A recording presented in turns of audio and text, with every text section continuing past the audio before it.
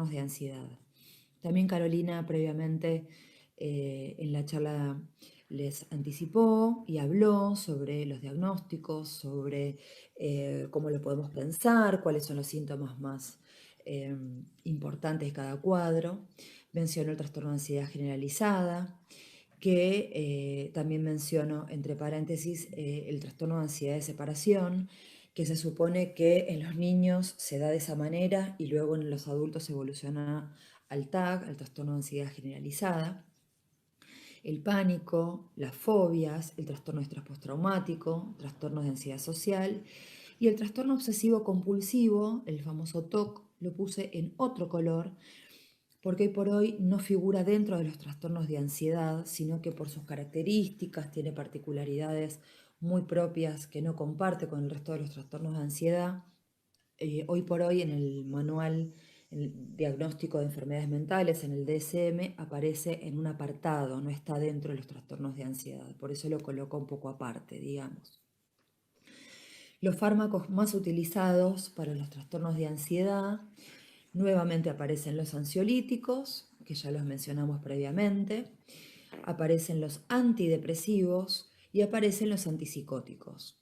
Nuevamente hay que aclarar que eh, estos remedios tienen un nombre general, lo cual no implica que sea el diagnóstico que presenta nuestro paciente. Por ejemplo, yo puedo decir que el paciente con un trastorno de ansiedad está medicado con un antidepresivo, pero no estamos hablando de que ese paciente tenga una depresión, sino que los antidepresivos se utilizan en pacientes que tienen trastornos de ansiedad. Ahora vamos a explicar un poquito por qué. Lo mismo, los antipsicóticos pueden ser utilizados en pacientes que tienen trastornos de ansiedad un poco más graves, pero no estamos hablando que sean pacientes psicóticos. Eso es importante que quede claro porque a veces los terapeutas o los pacientes se quedan con ese nombre que realmente viene cargado nuevamente de mucho prejuicio y uno tiene que explicar que no es que ese paciente sufre ese diagnóstico, sino que es un grupo de remedios que nos pueden ayudar. Volvamos a mencionar entonces, dentro de los ansiolíticos, son los mismos que mencionamos previamente para los trastornos de conducta. Recuerdan recién, hablamos de las benzodiazepinas, con ese grupo de remedios que se utilizan para los casos agudos. ¿Agudos qué significa? Significa que hay una manifestación importante, intensa, y no podemos esperar a que el fármaco haga su efecto a largo plazo. En estos casos agudos necesitamos indicar remedios que actúan rápidamente. Imaginemos un paciente que tiene un ataque de pánico, que se dice usualmente una crisis de angustia, con todos los síntomas físicos, con la sensación que se va a morir, con la taquicardia, con la sudoración, viajando en un transporte público. Yo no puedo esperar que un remedio haga efecto en un mes. Es necesario darle una herramienta bastante inmediata que lo ayude a disminuir esa sintomatología. Entonces, estos remedios para este tipo de cuadros son de primera elección.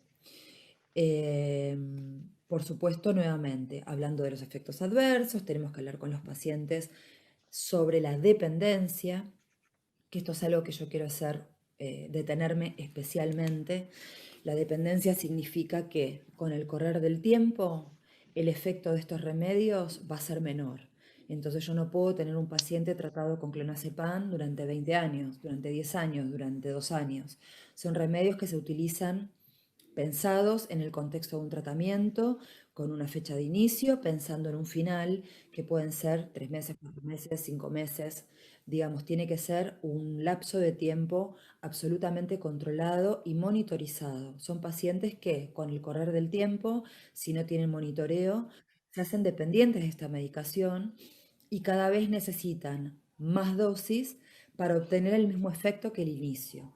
Ese efecto se llama tolerancia, quiere decir que se hacen tolerantes al efecto de esa benzodiazepina, entonces, como les decía previamente, no va a ser útil con el correr del tiempo. Entonces, eso hay que aclarárselo a los pacientes. El segundo grupo que queremos ahora abordar es el de los antidepresivos, como les decía previamente, no porque sean pacientes que sufran una depresión, sino que son remedios que actúan sobre diferentes neurotransmisores, como la serotonina, por ejemplo, que son neurotransmisores que también se ven afectados en las depresiones, al igual que los trastornos de ansiedad. Pero son cuadros absolutamente diferentes. Simplemente tienen un abordaje similar farmacológico porque justamente los neurotransmisores que están afectados son similares. Yo les mencioné en esta filmina 4 grupos, por supuesto que hay muchos más, pero bueno, les quise ahí mencionar algunos por si lo han escuchado, lo han visto, los conocen. El primer grupo es el que más se usa actualmente por lejos, que son los IRS, los inhibidores de la recaptación de serotonina, porque tienen bajo perfil de efectos adversos, tienen buena tolerancia los pacientes en general. El más conocido o el inicial, digamos, el famoso Prozac que se conocía en Estados Unidos, que es la fluoxetina. Yo siempre les estoy hablando no de nombres comerciales. El nombre comercial Prozac sí, pero les quiero mencionar el nombre de la droga, del principio activo. Fluoxetina, sertralina, paroxetina, citalopram, escitalopram. Son remedios que tienen un amplísimo uso en la población infanto-juvenil, por supuesto, también. Y como les decía, porque tienen buena tolerancia y porque tiene bajísimo perfil de efectos adversos. Son remedios que actúan lentamente, los pacientes no van a sentir una mejoría inmediatamente. Supónganse un paciente que tiene un trastorno de ansiedad generalizada, este remedio va a empezar a hacer efecto dentro de las primeras 2 semanas, 3 semanas, dentro del primer mes. Esto también hay que avisarlo a los pacientes. Siempre la psicoeducación con respecto a los remedios también es importante, ¿no? Después les menciono ahí los antidepresivos duales, los tricíclicos y los atípicos. Simplemente a título de que ustedes lo tengan a mano y en caso de que algún paciente esté medicado con alguno de estos remedios, sepan que son de alguno de estos grupos, pero bueno, no quise mencionar demasiados otros remedios porque me parecía que no era la finalidad de este encuentro. Luego volvemos a mencionar los antipsicóticos. Repetimos, no son pacientes psicóticos, son pacientes que por su accionar, remedios que por su accionar, risperidona, olanzapina, aripiprazol, quetiapina, estos los repito porque son nuevamente remedios de amplio uso. En pacientes que tienen trastorno de ansiedad muy importantes, muy graves, también los podemos utilizar habitualmente sumados a los anteriores. No es, por supuesto, un remedio de primera elección, pero también se los menciono porque también los podemos utilizar. Eh, bueno, este es un poco el resumen farmacológico. Espero que haya quedado claro. No quise hablar ni de dosis, ni cuáles son las especificaciones sobre esta población en particular, porque creo que eso ya atañe bien al ambiente médico y creo que si no daría lugar a mayor confusión. Cualquier duda les voy a dejar mi mail también. Y eso es un poco en líneas generales la idea de acercarles a ustedes una pequeña introducción en relación a estos cuadros nosológicos. El trastorno depresivo mayor o la también llamada depresión unipolar es una alteración emocional persistente, es decir, que se prolonga en el tiempo. Y se trata de una tristeza excesiva. Y entonces acá aparece esto que planteaba Carolina en los encuentros anteriores respecto a la diferencia entre una característica o un síntoma cuando hablamos de un trastorno depresivo mayor. Si pensamos en una característica, uno puede asociar la tristeza como una respuesta ante un evento desafortunado, algo que genera malestar, o mismo característica de una persona que puede ser más tranquila, más emotiva. En cambio, cuando hablamos del trastorno depresivo mayor, para pensar en la sintomatología, es fundamental tener en cuenta que crece en intensidad el malestar, que se va regularizando en el tiempo, es decir, que va teniendo una duración considerable y que no baja esa intensidad, sino que sigue subiendo. ¿Y cómo repercute en la vida diaria? ¿no? Entonces, acá aparece como pregunta fundamental, es cómo se manifiesta en la vida diaria del paciente, de la persona, en el área laboral, en una persona adulta, en la escuela, en el niño. Fundamentalmente se lo ve en la vida lúdica, ¿no? Por eso también es tan importante estar atentos a las que son las señalizaciones que van surgiendo eh, en los pacientes, ¿sí? Muchas veces, por ejemplo, en los niños puede aparecer irritabilidad. Bueno, ahora vamos a ver la sintomatología de la depresión. Hay baja autoestima, esta falta de confianza y anedonia, que hace referencia a esta falta de interés. Pero es una falta de interés a cosas, a situaciones que antes sí generaban interés y ahora no. ¿Sí? Esta cuestión la podemos relacionar mucho con lo que vimos en la filmina anterior respecto a cómo repercute en la vida diaria de la persona, del niño, ¿no? En esto de, por ejemplo, si el niño no juega, no tiene actividades lúdicas, recreativas, bueno, ¿qué está pasando ahí? ¿No? Como tercer punto aparece la habilidad emocional.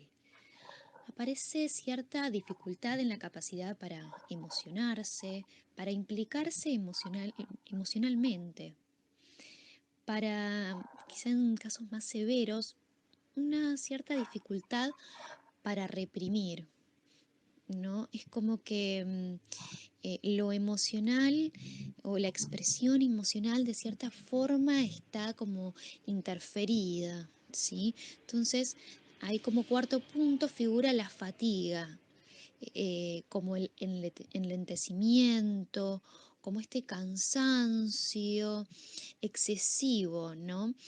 Es un cansancio excesivo también porque si lo vemos con el siguiente punto respecto a las ideas recurrentes, el niño, el paciente, no deja de pensar en estas cuestiones que lo aquejan, que muchas veces son inespecíficas o no, ¿sí? Em, entonces, esta concentración en estas ideas más recurrentes genera dificultad para mantener la atención en otras cuestiones, ¿sí? O que posibilitar intereses en otros aspectos. Esto se puede ver mucho también en situaciones escolares, que el chico no puede mantener la atención. Entonces, no se trata de un déficit de atención, sino que hay cuestiones del ánimo, ¿sí? Preocupación excesiva, ¿sí? Esto se puede ver eh, respecto al insomnio, en estas ideas recurrentes, el no parar de pensar, el no poder relajarse. Y en ese no poder relajarse es donde se ve la irritabilidad, ¿sí? No se trata de una irritabilidad violenta, sino de semblante, el estar alerta en esa preocupación constante.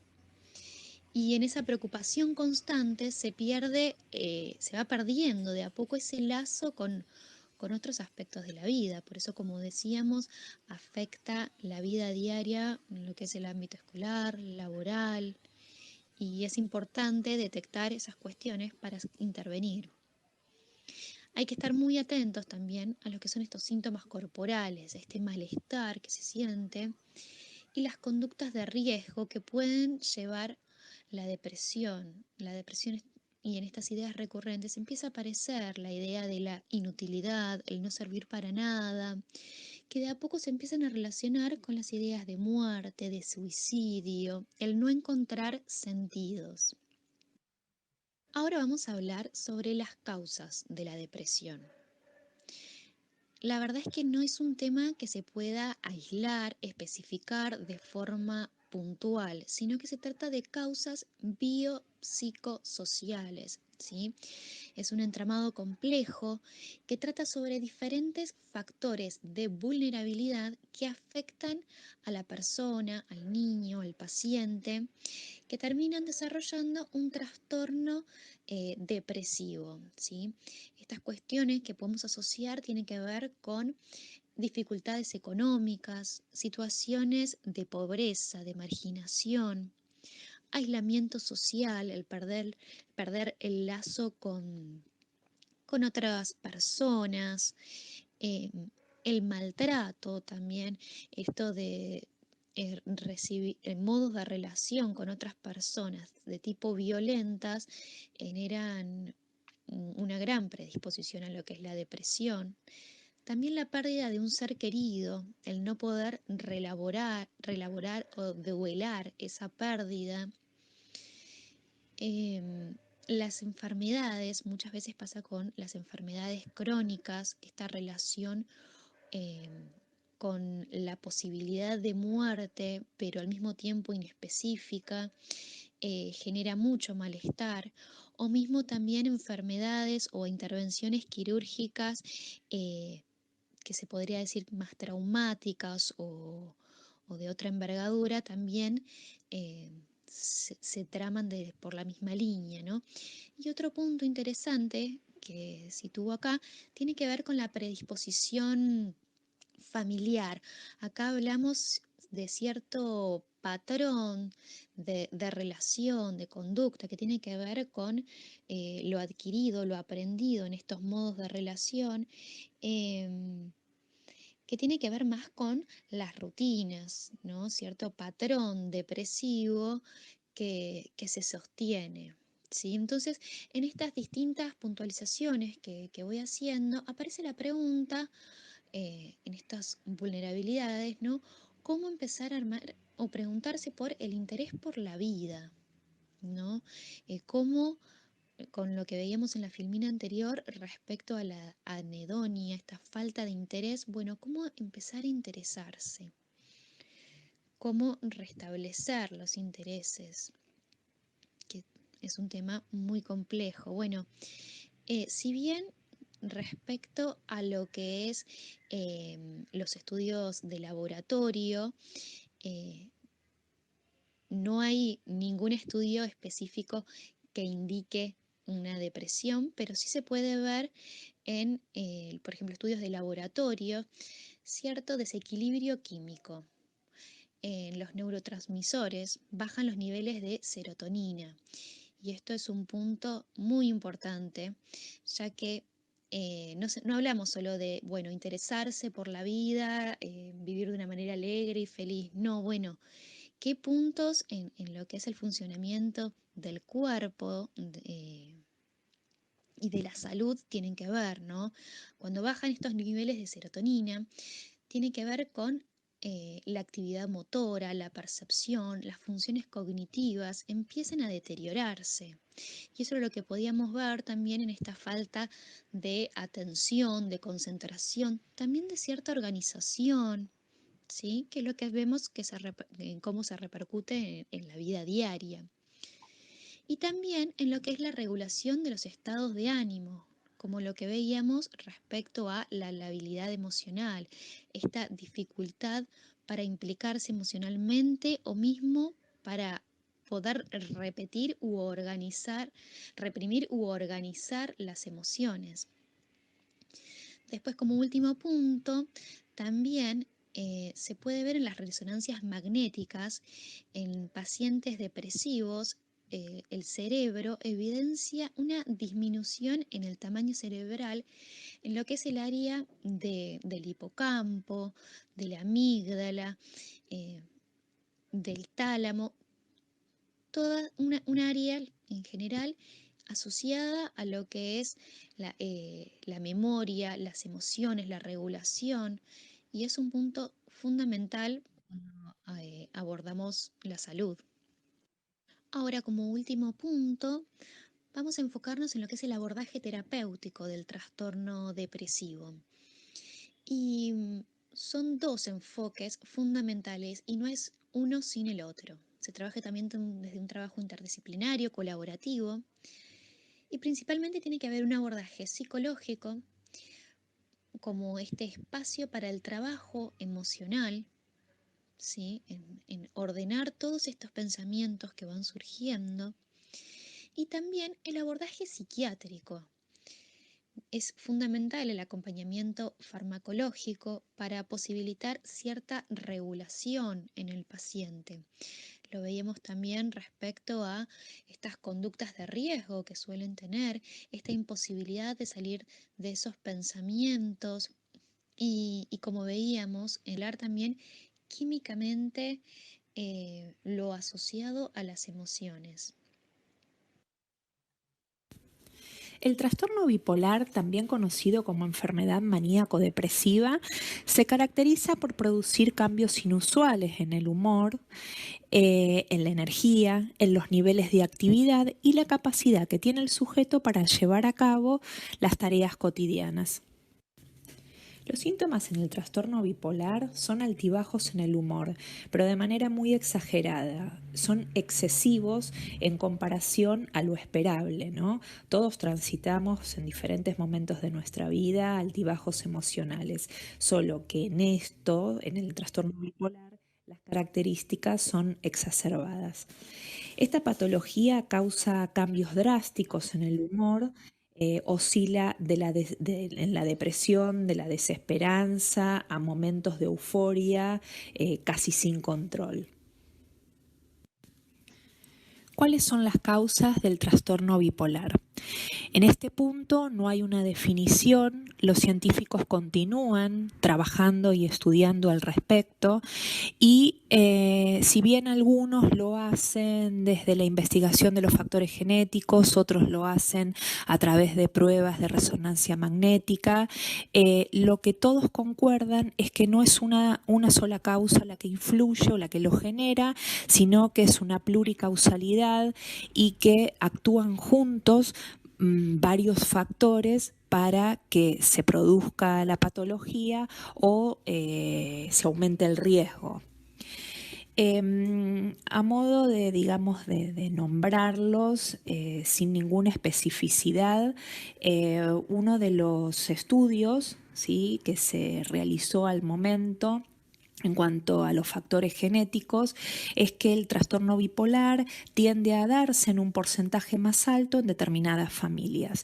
Y dicen que los niños que tienen padres o hermanos son más, padres o hermanos con esta patología obviamente, son más propensos a desarrollarlos. También con respecto a las resonancias magnéticas, revelaron que el modelo de los niños con trastorno bipolar es similar al deterioro multidimensional. ¿Qué es el deterioro multidimensional? Son síntomas que se superponen con el trastorno bipolar y la esquizofrenia. O sea, sugiere que el patrón del desarrollo del cerebro puede estar ligado al patrón de desarrollo de inestabilidad.